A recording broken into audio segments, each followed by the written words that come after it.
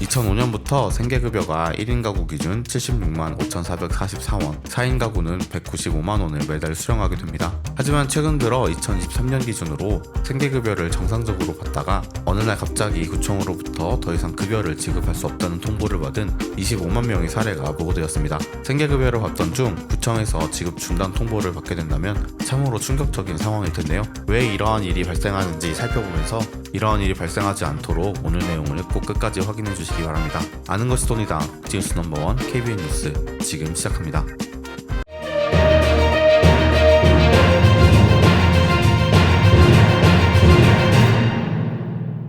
생계급여는 소득과 재산 요건을 초과하게 되면 지급이 중단됩니다. 즉 소득이 일정 수준을 넘거나 재산이 증가하게 되면 수급 대상에서 제외되며 다시금 경제적 어려움에 처할 수 있습니다. MBC 보도에 따르면 구청에서 갑작스럽게 생계급여 중단을 통보받은 사례는 전국적으로 매우 많으며 특히 부양하지 않는 자녀의 재산이 늘어나 생계급여 대상에서 제외된 사례도 보고되었습니다. 이처럼 2023년 한 해 동안 생계급여 수급에서 중도 탈락한 인원은 24만 9천 명에 달하며 그중 25%가 소득 증가로 인해 수급 자격을 잃게 된 것입니다. 따라서 소득 관리가 매우 중요하다는 점을 유념하셔야 합니다. 생계급여는 기준 중위소득 32% 이하에 해당하는 가구에 지급됩니다. 2024년 기준으로 1인 가구는 71만 3천원, 4인 가구는 183만 3천원을 수령하게 됩니다. 부양 의무자의 연소득이 1억 원을 초과하거나 재산이 9억 원을 넘으면 생계급여 수급 대상에서 제외되므로 이 부분도 철저히 관리해야 합니다. 소득 인정액이 발생하면 생계급여에서 해당 금액이 차감됩니다. 예를 들어 소득 인정액이 30만 원인 1인 가구는 71만 3천 원에서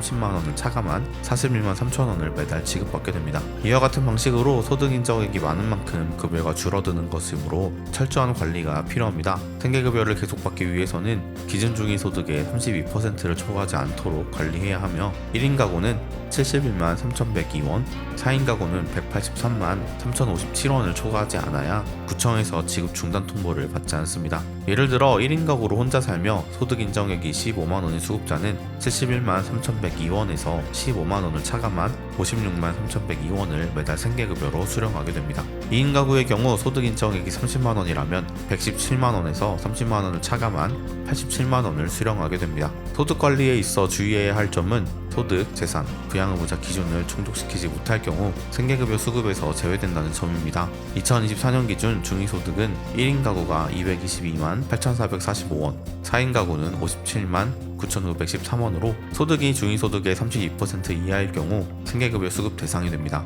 이때 소득 인정액은 소득 평가액과 재산의 소득 환산액을 합산하여 계산하므로 이를 제대로 관리해야 합니다. 소득 평가액이란 실제 소득에서 근로소득공제, 가구 특정 지출 비용 등을 차감한 금액을 의미합니다. 소득 평가액을 정확히 계산하여 소득 인정액을 줄이면 생계급여 수령액이 증가할 수 있습니다. 또한 퇴직금, 보상금 등 정기적으로 발생하지 않은 소득은 소득 산정에서 제외되며 이는 수급자에게 유리하게 작용할 수 있습니다. 2025년부터 생계급여 지급 기준이 완화될 예정입니다. 2024년에는 생계급여를 받지 못했던 분들이 2025년을 기준으로 다시 신청할 수 있는 기회가 생깁니다. 이를 위해 기초생활보장제도에서 소득인정액 산정 방식을 숙지해야 하며 자동차 소득 환산율 등의 변경 사항도 잘 살펴와야 합니다. 기초생활보장 급여별 수급권자 선정 기준은 소득 인정액이 일정 기준을 넘지 않아야 해당 급여를 받을 수 있습니다. 예를 들어 교육급여는 중위소득의 50% 이하, 주거급여는 48% 이하, 의료급여는 40% 이하, 생계급여는 32% 이하인 경우 지급됩니다. 2025년부터는 교육급여, 주거급여, 의료급여 등 모든 커트라인이 상향 조정될 예정이므로 이 기준에 해당하는 분들은 생계급여를 더 쉽게 받을 수 있을 것입니다. 생계급여는 최저생활을 보장하는 중요한 지원 제도입니다.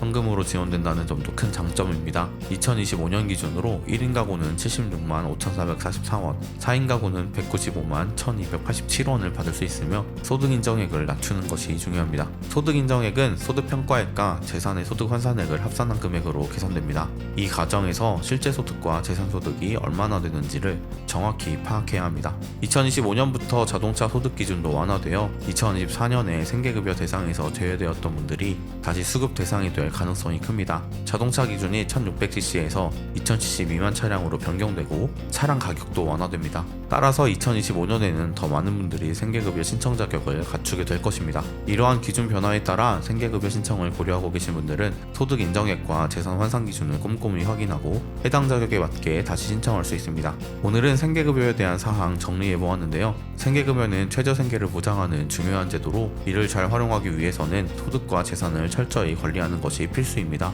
오늘 전해드린 정보가 유익했다면 주변에도 널리 공유해 주셔서 도움이 필요한 분들이 적절한 혜택을 받을 수 있도록 도와주시기 바랍니다. 영상 유익하셨다면 구독, 좋아요, 알림 설정 부탁드립니다. 아는 것이 돈이다. 지금까지 뉴스 넘버원 KBN 뉴스 윤석호 기자였습니다.